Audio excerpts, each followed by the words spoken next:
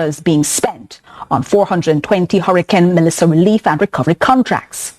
He's also described the report as a justification for the National Reconstruction and Resilience Authority, NARA, which is passed in both houses of Parliament last week. Senator Marlon Morgan joins me now. Senator Morgan, good evening and welcome to Lead Story. Hi, good evening, Jordan. Let me say good evening to your viewers as well. Thanks for having me. Thank you so much for joining us. Senator, the Auditor General has found that as of February of this year, only 1.8% of the $1.44 billion in cash donations had been spent. ODPEM says the reason is that the Ministry of Finance hadn't authorized the expenditure. Who then bears the responsibility for that delay, Senator Morgan? Well, so the conversation for me is not so much about responsibility for delay, because Jamaica operates a structured, rules-based and law-based financial management ecosystem, Jordan. I'll come to that in a little while, but before doing so, I want to point out to your viewers at the very outset that the conversation we're having this evening could easily have been one about the misuse of funds, loss of funds, misappropriation, unaccounted for funds, and so on. But that is not the conversation we're having. We're having a conversation regarding a quantum of funds where only 1.8% had been utilized up to a particular point in February. But just to be clear, hold on, Senator Morgan, because you said that, and persons listening do need to have that understanding that the Auditor General didn't find any irregularities. She did say some of the documentation hadn't been provided to her, but she isn't arguing that the funds had been misused or misappropriated. However, that for many people is a very bottom of the barrel argument. There is no expectation that they have that these funds would have been misappropriated. So to argue now, almost 7 months after Hurricane Melissa, 4 months after this audit would have been completed, that no funds had been spent and we must be glad the money hadn't been misappropriated, for some seems a very facile argument. So just to be clear, Julian, I said what I proffered just now for context. We know in Jamaica that we have a low trust environment, and indeed we're very mindful of the numerous instances and experiences we have had with the damning Auditor General reports. So that is for context why I said what I said earlier. But let me pivot now to the substantive point here. The ODPEM received resources by way of donations into a particular account. For those funds, Jordan, to be onboarded so that the appropriate accounting and stewardship can ensue from a financial management standpoint in the context of government operations, you will need to have the regularization of those funds from the Ministry of Finance. In other words, for you to have them passing through the consolidated fund. So they have to be onboarded, and that particular bureaucratic red tape, which I alluded to in my press release, would in part have contributed to the very low quantum of the funds that had been expended up to February. But separate and apart from that, it is important for the viewers to know and appreciate, Gloria, that the ODPEM had earmarked a considerable portion of the donor funds received for the purpose of the shelter recovery program in relation to modular housing solutions. In fact, as we speak, a considerable degree of work is going on now with respect to the preparation of the basis on which the modular housing solutions will be erected, because it would be a waste of resources or very imprudent at the very least for us to have used public funds to acquire modular housing solutions and then not provide the supporting and enabling basis on which to erect them. Senator Morgan, just so we are clear, those modular housing solutions are what have been called container houses here?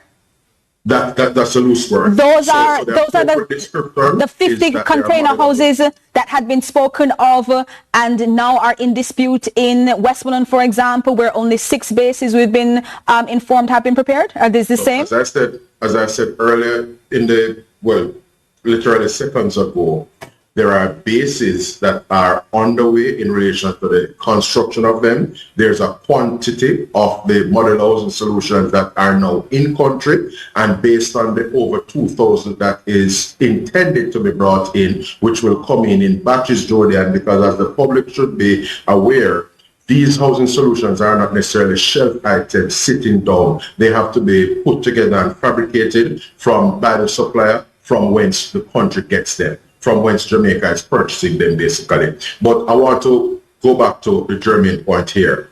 Yes, we have received by way of the goodwill and donation of persons, whether Jamaican nationals, Jamaicans in the diaspora, and other well-wishing persons, some donations. But separate and apart from the donor fund received, the GOJ would have been embarked on considerable work in relation to hurricane relief and recovery, not least through the provision of food baskets, or should we say care packages, also in relation to the government-directed roof repair program, which would have seen the JDF, in addition to partner military entities like that of the Rwanda, Ghana, and of course the Guyanese, would have been doing a number of homes in terms of putting roof back on. So you are able to point to things that the government has been able to do, directing funds separate and apart from the donor funds, and you have argued if I that may use 30 seconds to say this. Yes.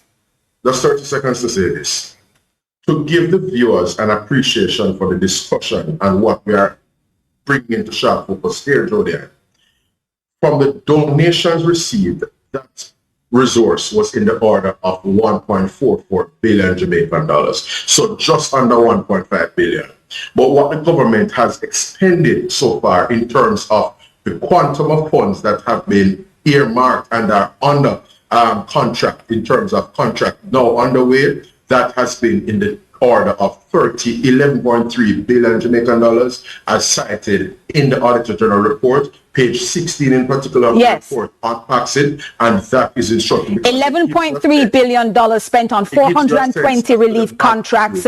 You have said outstrips that donation figure, but those are government contracts, not donor funds. We had campaigns, we had concerts, we had campaigns, we had concerts, we had international donors, we had diaspora look at us and say, Jamaica, we not only want you to rebuild after Melissa, but even before that, rebuild after Hurricane Beryl. At what point in time does it become a misrepresentation to the Jamaican public and international donors when we take these funds and we hadn't said to them, you know what, this setup that should have been there in the Disaster Risk Management Act of 2015, for example, or the setup that is required from the Minister of Finance isn't there because these people might not have contributed these funds? So, Jordan, just to be very clear, there are two things that are instructive here. The proceeds received from our donors and, of course, persons who wish Jamaica well will be utilized for the purpose of providing relief and support to our much needed brothers and sisters across Jamaica, particularly out in Western Jamaica, as we reconstruct, as we recover, and as we seek to foster resilience. But separate and apart from that, these funds that have been donated, and they came in initially into ODPEM's accounts, there is a regularization process that has to ensue because the government of Jamaica has to now onboard those funds and treat them as though they were Jody and Forrest tax and Marlon Morgan's tax dollars. So that is also important to assure our donors, those people who call into the telethon. I myself volunteered on the telethon and fielded calls, the concerts that were had at Hard Rock Hotel in Florida and so on. The funds that we would have gleaned from those efforts, Jordan, are essentially being treated as Jamaica's public funds, our tax dollars basically, and the donors can be assured that nothing short of appropriate stewardship of those funds by virtue of the structures of government will ensue. But separate and apart from Senator Morgan, I have 10 seconds to go. My producer is telling me I'm out of time. Given that you have made this assurance then that these monies will be spent, we you can have a clear timeline? To look at other aspects.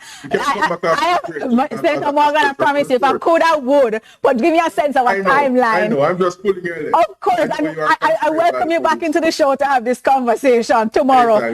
My producer says to me tomorrow we make more time for you, but just give me a sense of timeline. Given that you've made this assurance, when do we start seeing this now spend?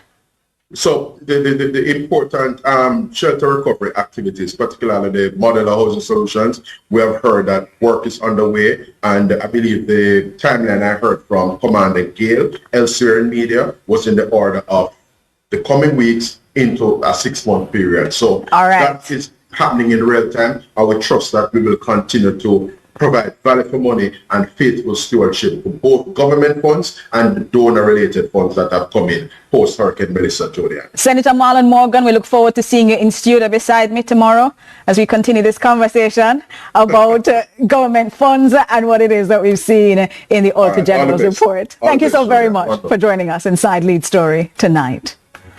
When we come back inside the show, the Agriculture Minister warns about drought pressures, food security risks, and whether Jamaica's farmers are ready for a hotter and drier future.